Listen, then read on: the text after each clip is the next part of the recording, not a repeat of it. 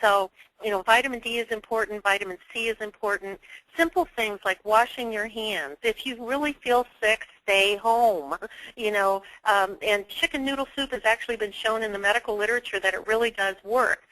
Getting exercise, getting adequate sleep. I can't overemphasize enough the most important things you can do for immune system health is go to bed before midnight.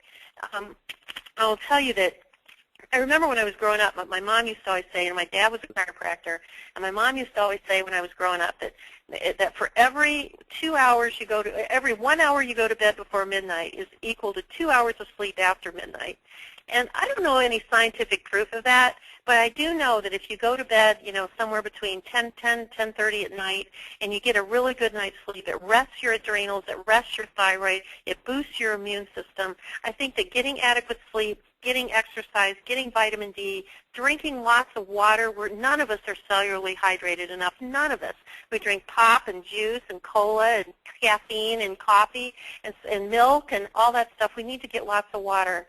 Anything else you'd add to that, Mayor?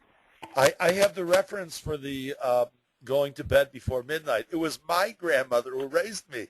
She said the same thing. Oh.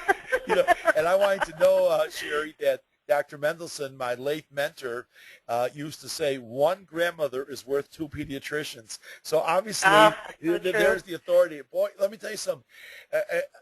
Unfortunately, the lifestyle in this country is moving faster and faster, and we get less and less sleep. There was one major study which showed that the average American now gets only about 6 hours of sleep a night, you know, and they said that there's been evidence that 8 hours is what we need. You know, I've no exception to their rule, you know.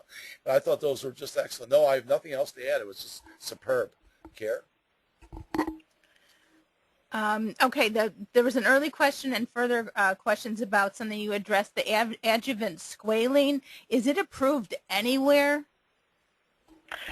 Yes, it is approved. It's been approved under two circumstances. The MF59 has been used in small, well, it's been used in small studies in Europe. I don't know if it's actually been approved for use in Europe, but it's been used for flu shot studies in people over 65. I think there were 2 or 3 small studies done in Italy, and there was one study done in the pediatric population that I'm aware of in Europe using the MF59.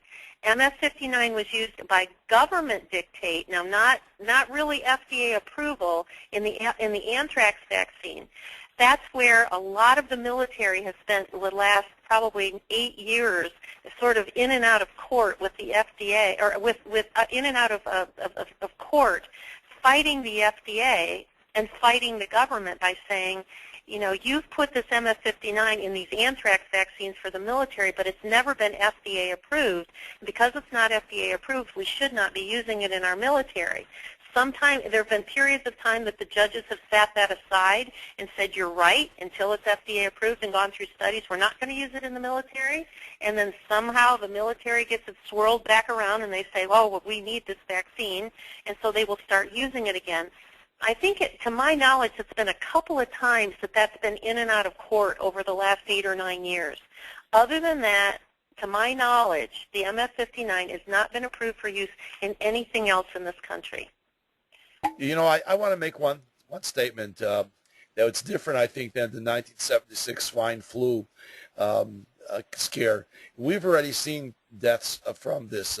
How many is questionable, but this is different. And I'm worried, Sherry, that this may come back with a vengeance in the fall. I mean, just because we've taken a position that vaccines are dangerous doesn't mean that this is not a serious problem, you know. And so do you want to address that? I'm curious what your feeling on that is. Well, I just looked right before we got on the webinar. I went and looked at the case studies up through Friday of last week. There have been 43,771 possible or confirmed or probable cases of swine flu in this country. And when I say probable, that means that if you're under 65, you have a sore throat and a fever, whether or not they test you for swine flu, they're going to say you have swine flu. And that's all been documented on the CDC's website. So they say probable swine flu, or they've actually done a swab on you and you do have it. So 43,771 in the U.S., with 302 deaths, which makes a death rate of 0.7%. That is kind of what they're saying, is they think this is going to be a huge, big thing. It's going to somehow go 9 times around the Earth and pick up speed and velocity, and it's going to come back in the fall and be this huge, horrible, kill everybody in sight sort of virus.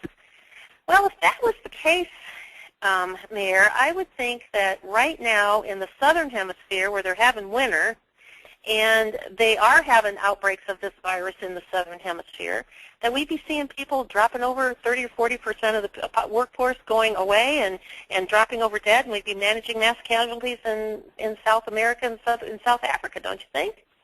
Yeah, I think you're right. I think you're totally right. And you kind of wonder, could it be just greed, this whole thing? Because I know about a dozen questions I saw here. Like, no, is this all about money and power? Because even the 36,000 deaths a year that they claim from flu is not well documented. It's just absolutely a made-up number. And so, what do you think really is behind all this? Oh, well, I'm a big believer in follow the money. And if you look at how many billions of dollars we've poured into this over the last, since 2005, I think that a lot of it is that.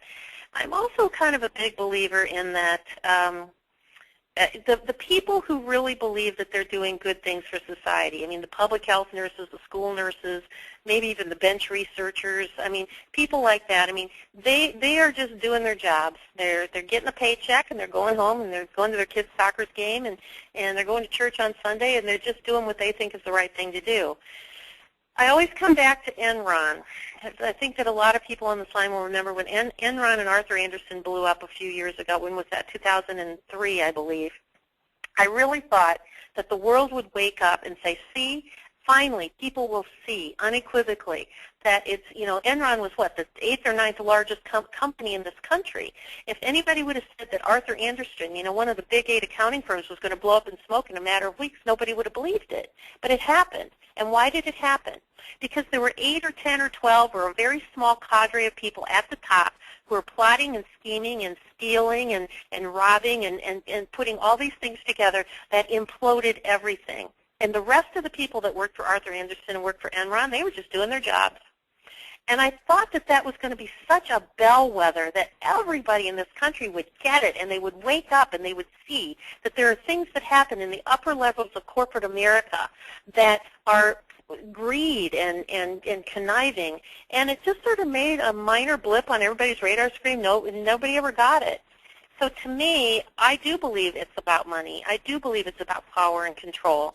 I worry a lot about the fact, I'm not getting as much sleep as what I'm preaching because I'm staying up really late at night trying to get information out to people of saying, why would they be doing this? Why would they be going against their own patents and going against, making these emergency things, covering their own tails? Because if they didn't know that there was this potential for problem, ordering 3